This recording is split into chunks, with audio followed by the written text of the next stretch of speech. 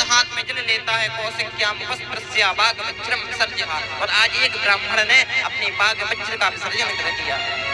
क्षत्रिय के पास होता है वो अस्त्र बल होता है, लेकिन जो ब्राह्मण के पास बल होता है वो बाग बल होता है। ब्राह्मण, आप ब्राह्मण का कितना भी अपमान कर लो, कितना भी कुछ कर लो, लेकिन वो लड़ने नहीं आएगा आपसे। लेकिन लड़ा ऐसे देगा कि पुरखे भी नहीं सुलझ पाएंगे यदि ब्राह्मण ने आपको बाग वज्र से लड़ा दिया। ब्राह्मणों की, ब्राह्मण कैसा भी हो उसकी पूजा करनी चाहिए, क्योंकि वो फिर विप्रैश्च वेदैश्च सती भी सत्यवादी भी अलुब्धो दान सूरश्च सप्तभिर्धार्यते महिम। वो विप्र, वेद, सती और साधु महात्मा, ये जो 6 तत्व कहे गए हैं इस पृथ्वी को टांगे हुए हैं। ब्राह्मण कैसा भी हो, कभी आपको ब्राह्मण का अपमान नहीं करना चाहिए। वो शराब पीता है, उसको उसके कर्म खाएंगे, लेकिन तुम्हें अपना धर्म नहीं बिगाड़ना है। तुम्हें मार कर क्यों बिगाड़े धर्म, तुम्हें मार देंगे तुम्हारे कर्म, उसे उसके कर्म खाएंगे। लेकिन तुम्हारा कर्तव्य है कि वो ब्राह्मण है, तुम्हें उसका सम्मान करना है, वरना तुम नरक को जाओगे।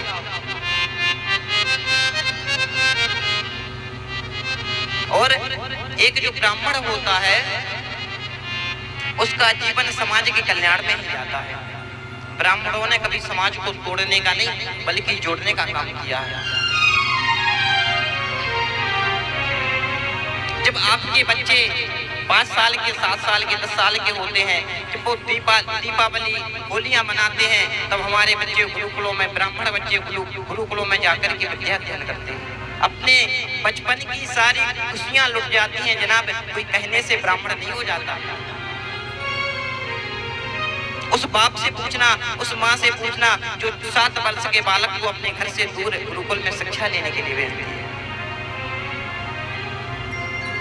जब बच्ची की विदाई होती है, एक लड़की की विदाई होती है, तब तो सब रो देते हैं। लेकिन एक और विदाई होती है, कोई बच्चा जो संस्कृत पढ़ने जाता है।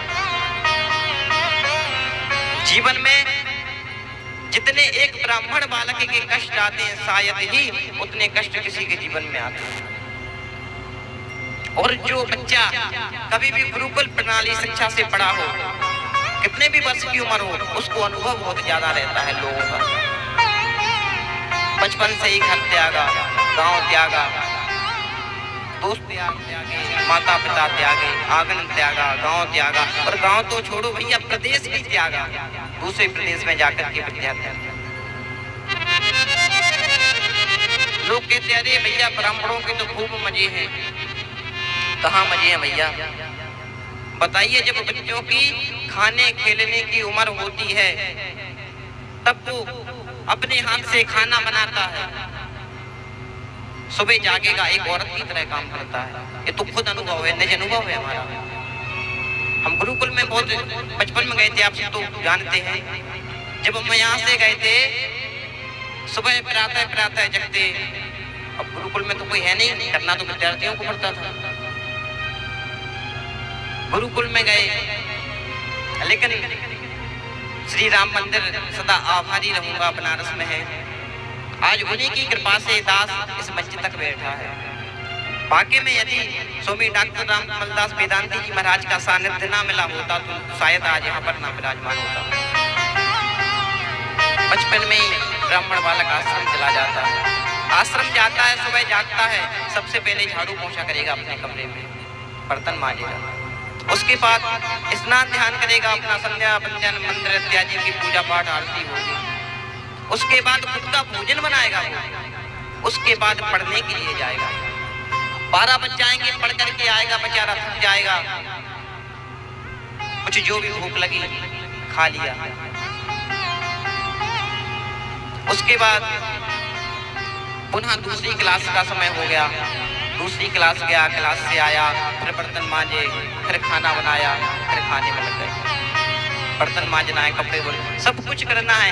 एक जितना संघर्ष एक संस्कृत छात्र के जीवन में होता है, शायद ही किसी छात्र के जीवन में होता हो। लेकिन वाकई में पहले संघर्ष होता है तो बाद में निकलता भी वही है। तो कहने का अभिप्राय, कहने से कोई ब्राह्मण नहीं होता। उससे पूछो उसके जीवन में कितने कष्ट आते हैं, उसके मन में क्या बीतती है जब वो अपना गांव छोड़ करके जाता है। अरे गांव तो छोड़ो, जब हम बनारस में रहा करते थे, हमें कोई मध्य प्रदेश का व्यक्ति मिल जाता था तो लगता था कि ये तो हमारा अपना सगा है।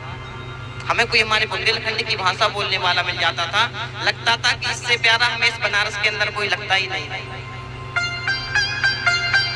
कहने का अभिप्राय, ब्राह्मण कैसा भी हो उसका सम्मान करना चाहिए।